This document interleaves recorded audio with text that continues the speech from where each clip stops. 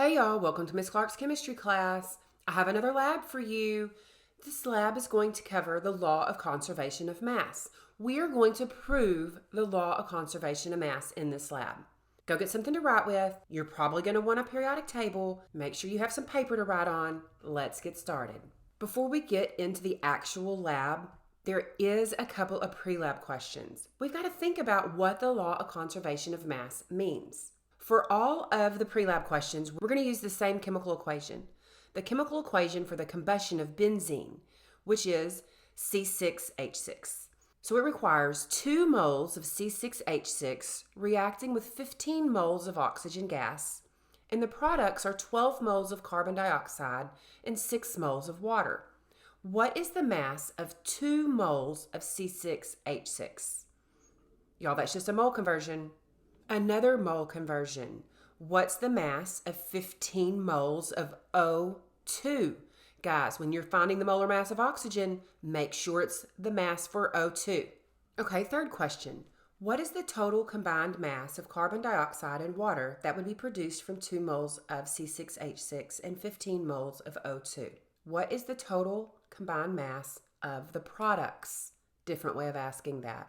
Number 4, no math. Describe how the law of conservation of mass is proved with the answers from your first 3 questions. And then lastly, if I had 6 moles of C6H6 and 45 moles of O2, how many moles of carbon dioxide would be produced? How many moles of water would be produced?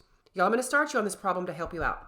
6 moles of C6H6. So instead of 2, we've got 6. 45 moles of oxygen gas. So instead of 15, we have 45. This mole ratio, this 2, 15, 12, 6, it is a ratio, and that ratio must stay the same even when we make adjustments. So let's think, is there a multiplier that we multiplied by 2 to get 6? What could we multiply by 15 to get 45?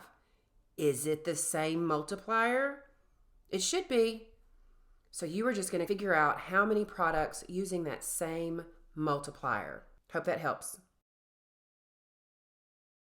Each group will need a 250 milliliter beaker, 1 glove, a piece of whey paper, and an electronic balance. You're also going to need 4 rubber bands. Place the whey paper on the balance and zero the balance. Weigh 3 grams of sodium bicarbonate onto the whey paper. Place the sodium bicarbonate into 1 finger of the glove. Place 1 rubber band around the finger to tie off the sodium carbonate from the rest of the glove. Measure 70 milliliters of 2 molar acetic acid with a graduated cylinder.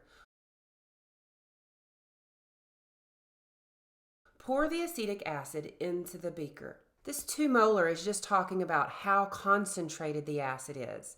How much acid per how much water. Fasten the opening of the glove over the top of the beaker using the 3 remaining rubber bands. We're trying to make this as airtight as possible. Make sure the sodium bicarbonate does not fall into the solution. Zero the balance. Place the beaker with the glove on the balance. Record the initial mass. Making sure the glove is firmly fastened onto the beaker, take the rubber band off of the finger of the glove and let all of the sodium bicarbonate fall into. You do have to make sure all of it falls in.